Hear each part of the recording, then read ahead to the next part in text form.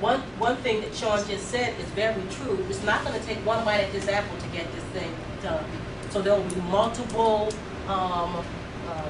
options to engage yourselves, to be prepared to engage the community, and maybe different ways to get the community to buy what we're selling, right? Most college applications are now done online, while not exclusively, but certainly predominantly. Application fees, you'll see as we move forward, range about $50 or so for four-year institutions. There's always an essay involved these days, so a 5-part essay is what a student is expected to produce, where they list their extracurricular activities. Letters of recommendations are also required for students from, coming out of high school, going into the college experience. Fee waivers, where the cost of applying to a college is waived by some document or some, influence at the request of students. So a student or parent need to ask for that, because nobody's walking around saying, I have fee waivers worth $50 or $65. You have to ask for it. Because we come from a community of high concentrations of poverty, they should be readily available for the college application fee, as well as the SAT and ACT administrations. College fee waivers and the test fee waivers should be available, because our students certainly do have financial hardship. The selection process. Of course, it's based on the strength and quality of the high school record. Many students in our community begin 9th grade, a little rocky. So much so that we lose the larger majority of our dropouts after 9th grade. They don't do well, they don't come back, right? So when I was doing admissions for Rutgers, I could expect some C's, maybe a D in 9th grade, but I was certainly looking to see that turned around by 10th grade in order to be a serious candidate for the programs we had available at, Rutgers. Class rank and grade point average, the successful completion of all high school requirements. And I put that here because of, again, this era where tests rule the day. So there are students who are in our community who didn't complete with proficiency the HESPA, the high school proficiency examination. And those students had a few other options to demonstrate proficiency, but the story about how that gets delivered and students' options in that process isn't a part of the general conversation. People don't know enough about what that means. Last year when this happened, there was lots of confusion of good students who were prepared to move on and graduate and go on to 4-year and 2-year colleges, and the train stopped for those kids because there were major flaws in the way in which they implemented the alternatives to demonstrate high school proficiency. So I put an asterisk there because that's something that you'll want to be mindful of moving forward. And of course, a deadline is a deadline is a deadline. Making sure that students don't disqualify themselves because they've blown a deadline is extremely important. Admissions, 2-year colleges. 2-year colleges, community colleges, county colleges offer an open admissions policy. All who apply with a high school diploma have access to the programs there.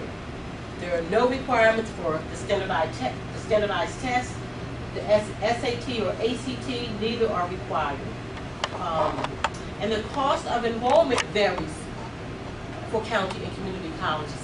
As a Camden County resident, it's going to cost me less to go to Camden County College. But I could go to Gloucester County and Cumberland County or Burlington County because they are open access institutions as well. I would, however, pay just a tad more as an out-of-county resident. Paying for college. I will say to you that I don't have a lot of background in financial aid. I experienced it in both Rutgers and certainly at Camden County College. But clearly, I've been in institutions of higher education long enough to know, and a student for long enough to know that there are some basics, and here they are. So the mechanism to apply for federal and state aid is the free application for student aid. It's known as the FAFSA. It's online. There's no charge to do it. And the FAFSA provides for grants, which are free dollars for college, student loans, and something called federal work study, where students are allotted, say, $1,500 to work on campus or at an approved off-campus site and make $8 an hour, money for which that's their personal dollars. They gain those dollars and they gain, work experience, right? And we're in the process of ramping up our placement options in the community. That's certainly a priority of mine.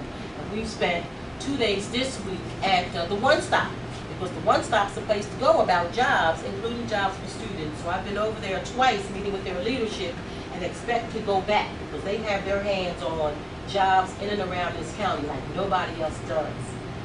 Scholarships. The best way to identify scholarships has been for years, remains so, the commencement booklet. So whether it's the high school commencement booklet or the college commencement booklet, people who give away scholarships always do, right? It's normally not a one-year deal. So when you have students who are looking to gain scholarships, get a copy of a commencement booklet, right? The kinds of documents that the FAFSA requires are certainly listed here, right? The last point I want to make is that about EOF. I said to you that I was an EOF student a long, long time ago, and so that means that EOF has been around for a long time. EOF provides for a small tick in a student's financial aid package. It's not the kind of money that's going to make a student be a good student. The student has to be serious about what it is they're embarking on and come with it a commitment to their student success. But what EOF does provide in a big, big fashion are support services. So it's one-on-one tutoring for students. It's advisement sessions, it's workshops. It's what I say to students is that we help you manage your stuff. We all have stuff, right? But as adults, we've learned some ways to manage that, and we know somebody who can help us manage. Students don't always have that available to them at their dining room table, right? In the family rooms in our community. We, the EOF department, help students to manage that. So if it's peer pressure, if it's some kinds of issues that require some outsourcing for services, we try to bring those to the fore to help students stay on track for success. That's the big benefit to what an EOF program does.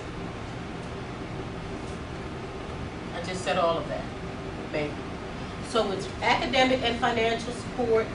It's usually for students, not usually, it's for students who will come from high concentrations of poverty, Vineland, Atlantic City, Camden City, Trenton, Newark, those places where there are high concentrations of poverty and first generation college. In Camden City, 75% of our residents have a high school diploma or less, which means only 25% have some college or above, right?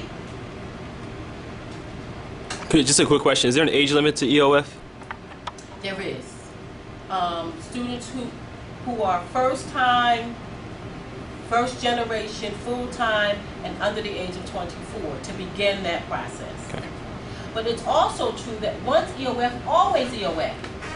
So I started Camden County as an EOF student, let's say. When I transferred to Rutgers or Rowan or Stockton or College of New Jersey, Jersey City, I'm going to be an EOF student when I arrive there as well, right? Yes. Does the college give waivers, tuition waivers? The reason why I ask is because I used to work for Juvenile Justice Commission for 8 years, and a number of those students transitioned into GED programs, those who didn't finish with credits. Some of the individuals have federal charges, federal drug charges, and as we all know, if you have federal drug charges, you are not eligible for federal financial aid.